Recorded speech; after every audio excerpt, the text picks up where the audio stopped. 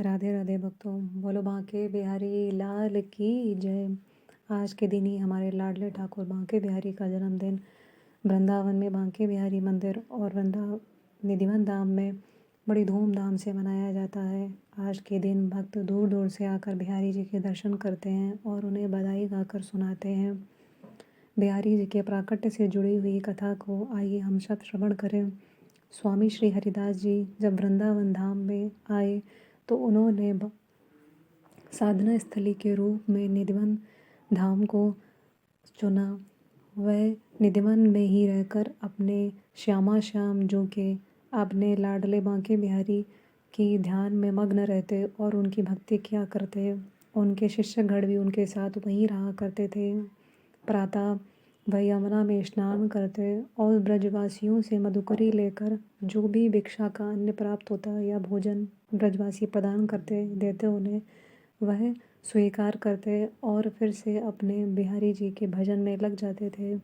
बिहारी जी के प्रति उनका प्रेम, उनकी लीलाएं निरंतर उनके हृदय में मधुरता और प्रेम को भरती रहती। निरंतर भगवान उन्हें अपनी नित्य लीलाओं के दर्शन कराया करते और वह भगवान के भाव राज्य में निरंतर डूबे रहते। जो भी उनका दर्शन करता उसकी भक्ति में भी लाभ होता। धन्य हैं जिन्होंने ऐसे भक्तों और ऐसे संतों का दर्शन किया। कहते हैं ऐसे संतों का दर्शन प्राप्त या भक्तों का दर्शन प्राप्त हो जिन्हें भी होता है उनकी भक्ति में वृद्धि होती है, उन्हें भक्ति मार्ग प्राप्त होता है। वह भी जिज्ञासा उनके मन में आती है कि हमें भी अपने जीवन में भक्ति का पथ अपनाना चाहिए। हमें भक्ति कैसे करें यह जाननी चाहिए। यह प्रश्न उनके मन में भी उठते हैं। भक्तों के चरित्रों को सुनने से हमारे मन और विचार में भी मधुरता आती है। हम भगवान की भक्ति को समझ पाते हैं कि किस प्रकार से अपने जीवन में अपने दैनिक दिनचर्या में भगवान की भक्ति और भजन को ला सकें। स्वामी हरिदास जी के अनेक शिष्यों में से एक शिष्य श्री विपुल देव जी ने एक दिन अपने गुरुदेव से प्रार्थना की कि हे गुरुदेव, हमें भी बांके बिहारी का दर्शन प्रदान करें, उनके दिव्य दर्शनों का लाभ हमें भी प्रदान करें। तब स्वामी श्री हरिदास जी ने कहा कि तुम अपने भजन को और दृढ़ करो, भगवान की भक्ति और उनके प्रेम में और अपने चित्त को भर लो, तब भगवान शीघ्र ही तुम पर अवश्य कृपा करेंगे। एक दिन स्वामी श्री हरिदास जी बड़े आनंद मन से बैठे हुए अपने लाडले ठाकुर को भजन सुना रहे थे।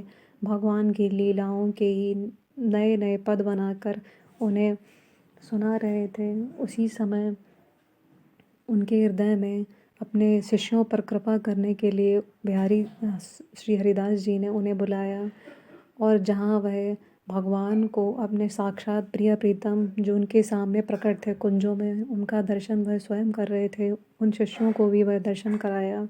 जब उन शिष्यों ने भगवान के उस दिव्य स्वरूप की झांकी का दर्शन किया जिसे आज तक उन्होंने सिर्फ सुना ही था, अब उन्हें सामने खड़ा देखा तो अब उनके जैसे वह चित्र की तरह खड़े के खड़े ही रह गए और उनके मुँह से एक स्वर भी नहीं निकला। वह भगवान के उस अनंत प्रेम के साक्षी बन गए जिसकी हम कथाएं हम सुना करते हैं।